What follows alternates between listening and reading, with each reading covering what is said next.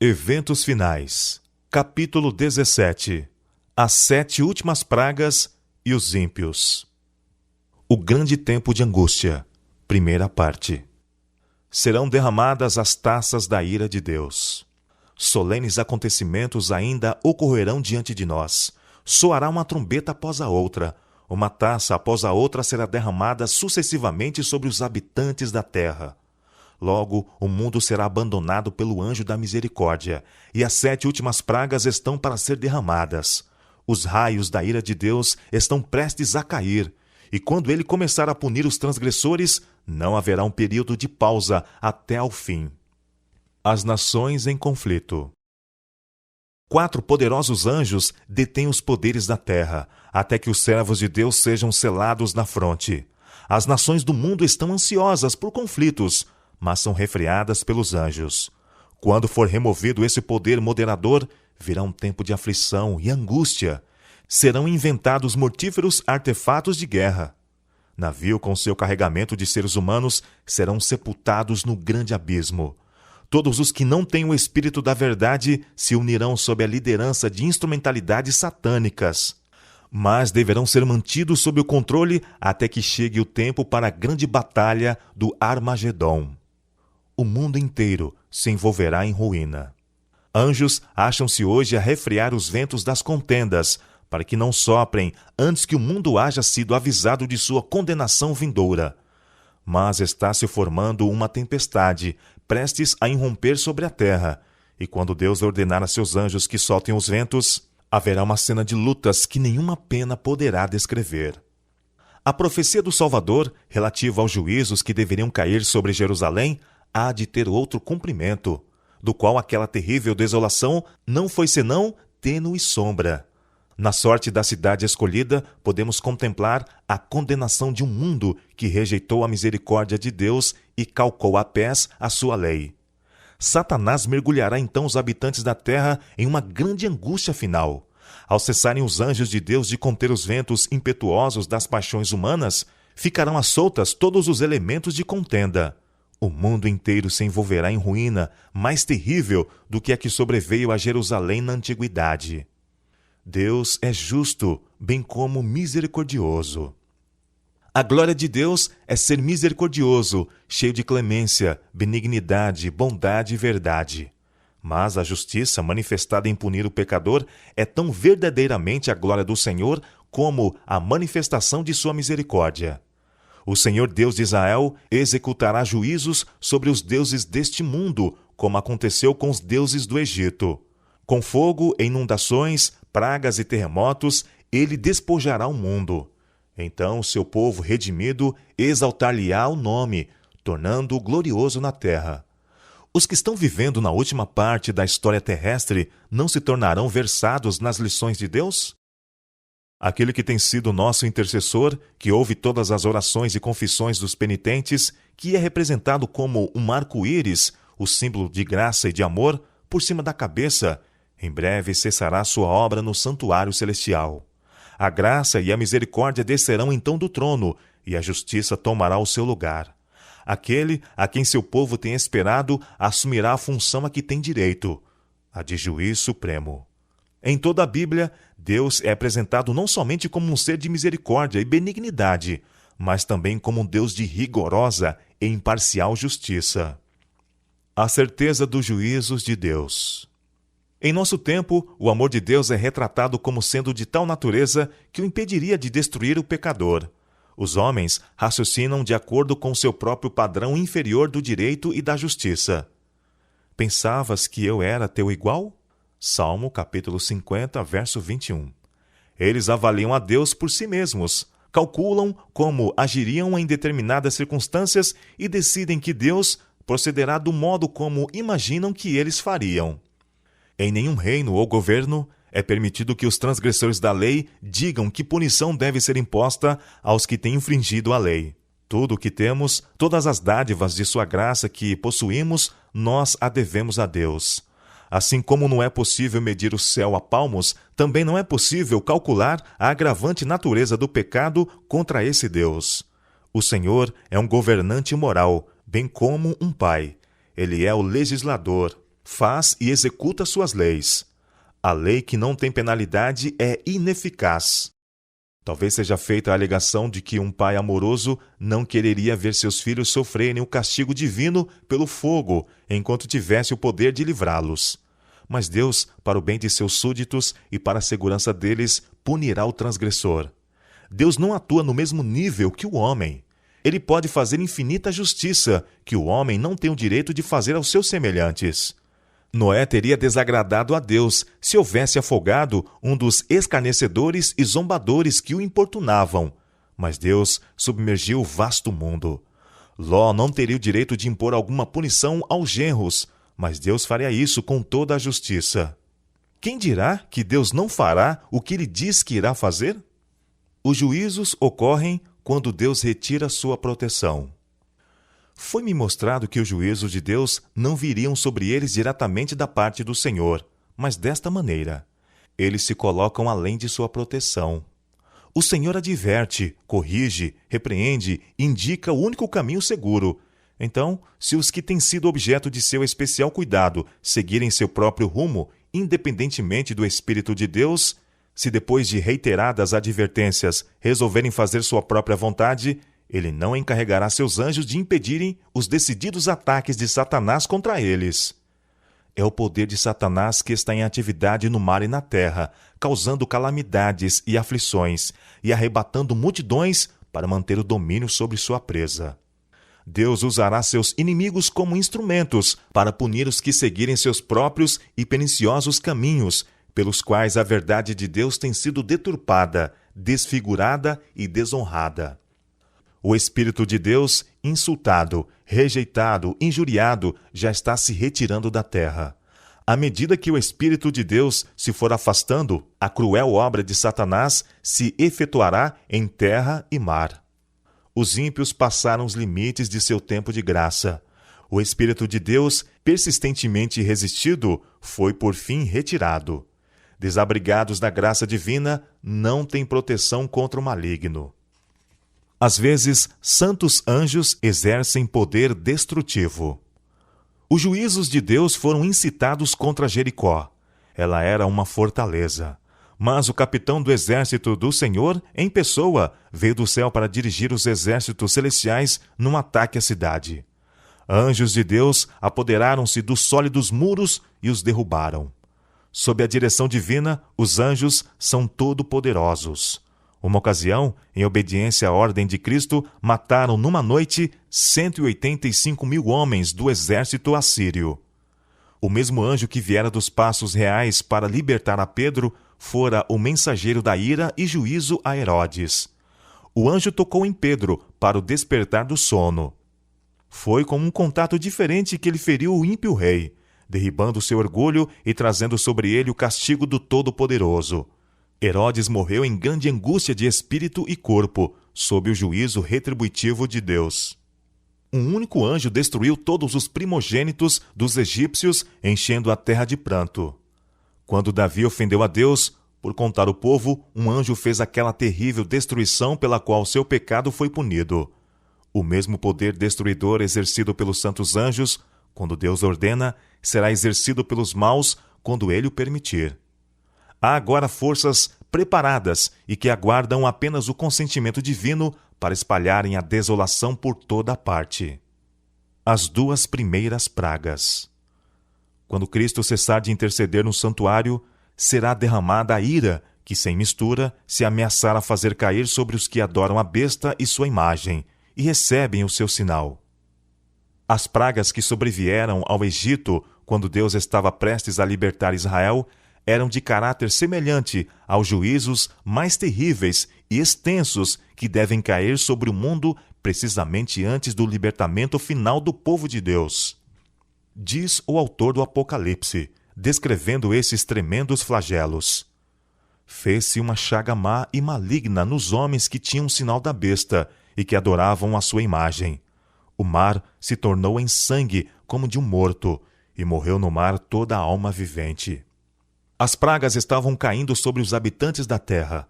Alguns estavam acusando a Deus e amaldiçoando-o.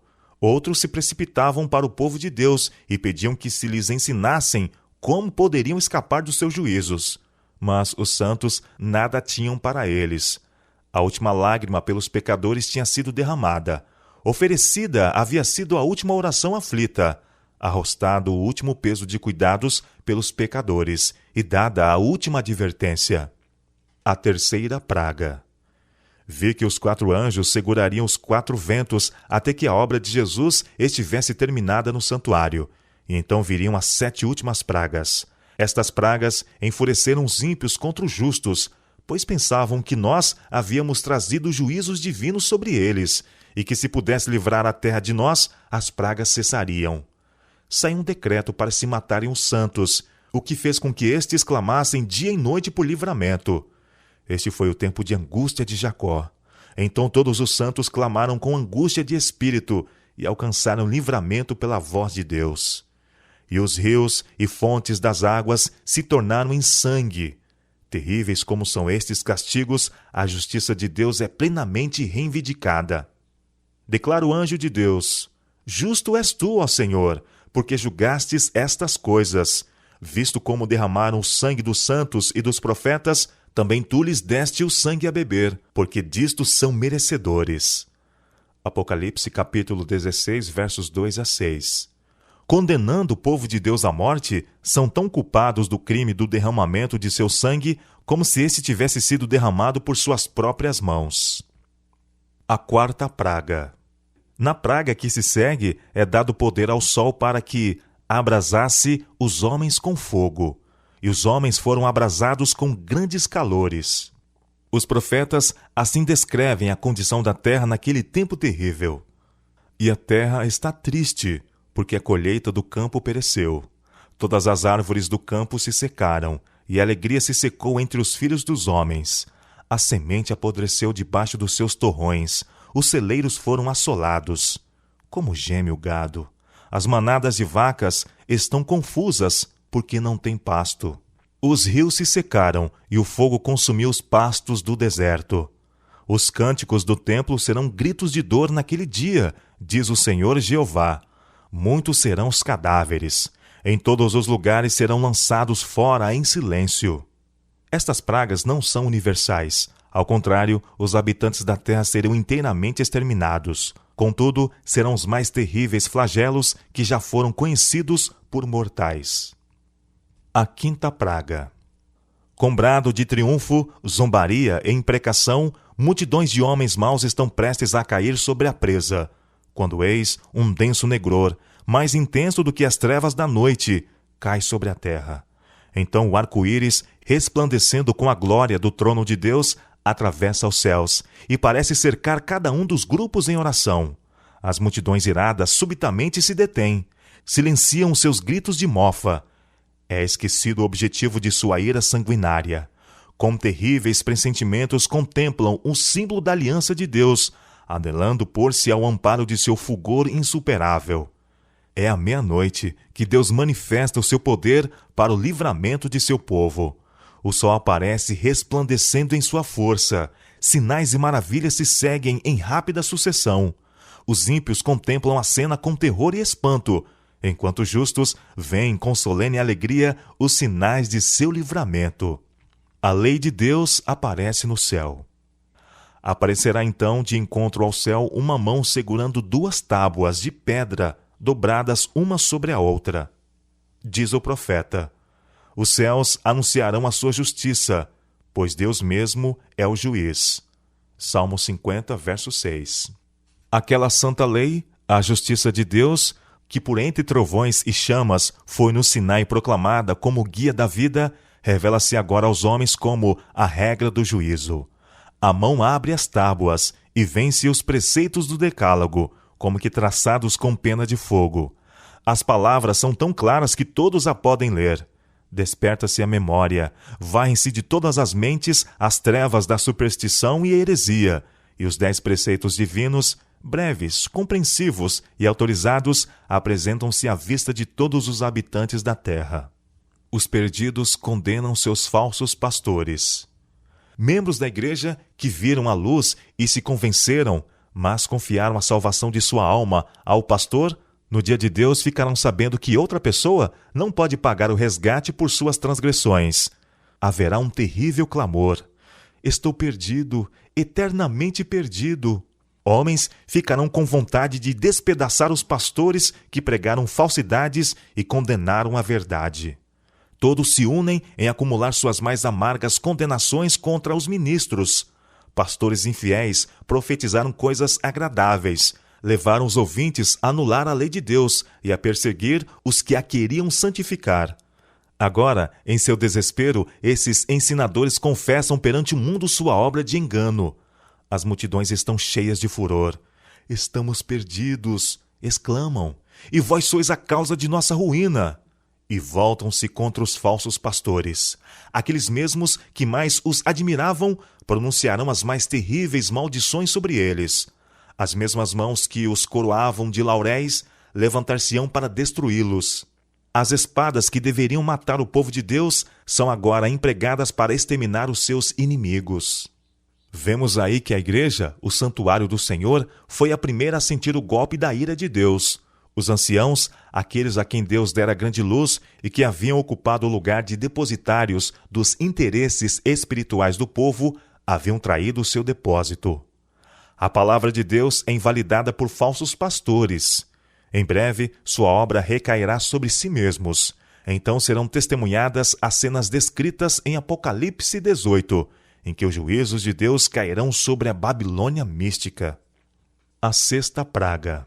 Os espíritos diabólicos sairão aos reis da terra e ao mundo inteiro, para segurá-los no engano e forçá-los a se unirem a Satanás em sua última luta contra o governo do céu.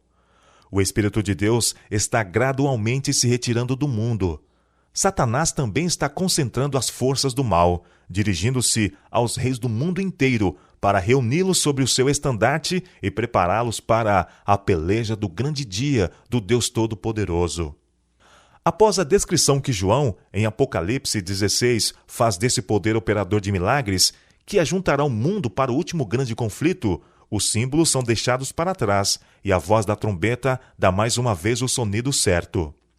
Eis que venho como vem o ladrão.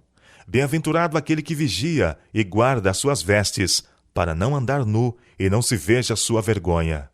Depois de sua transgressão, Adão e Eva estavam nus, pois a vestimenta de luz e proteção se apartara deles. O mundo terá esquecido a admoestação e as advertências de Deus, como aconteceu com os habitantes do mundo no tempo de Noé, e também com os moradores de Sodoma. Eles acordaram com todos os seus planos e invenções de iniquidade, mas de repente choveu fogo do céu e consumiu os ímpios habitantes. Assim será no dia em que o Filho do Homem se manifestar. A última grande batalha entre o bem e o mal. Dois grandes poderes opostos são revelados na última grande batalha. De um lado está o Criador do céu e da terra. Todos os que se encontram do seu lado têm o seu selo. Eles são obedientes às suas ordens.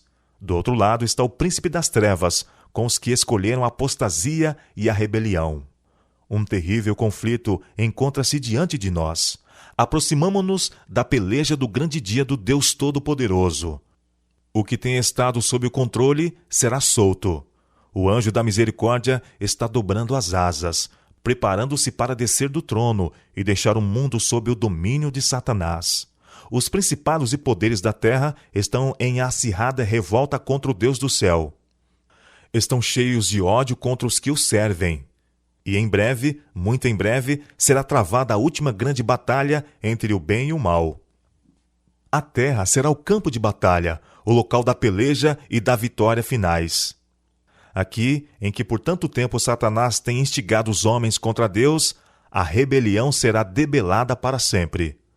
As batalhas entre os dois exércitos são tão reais como as travadas pelos exércitos deste mundo, e do resultado do conflito espiritual dependem destinos eternos. Todo mundo se concentrará de um lado ou do outro. Todo mundo estará em um ou outro lado da questão. Será travada a batalha do Armagedon, e nesse dia nenhum de nós deverá estar dormindo. Precisamos estar bem despertos, como as virgens prudentes, tendo azeite em nossas vasilhas com nossas lâmpadas. O poder do Espírito Santo deve estar sobre nós, e o capitão do exército do Senhor estará à frente dos anjos do céu para dirigir a batalha. A inimizade de Satanás contra o bem manifestar-se-á cada vez mais, ao conduzir ele em atividade suas forças em sua última obra de rebelião. E toda alma que não esteja inteiramente entregue a Deus e não seja guardada pelo poder divino, fará uma aliança com Satanás contra o céu e se unirá na batalha contra o governador do universo.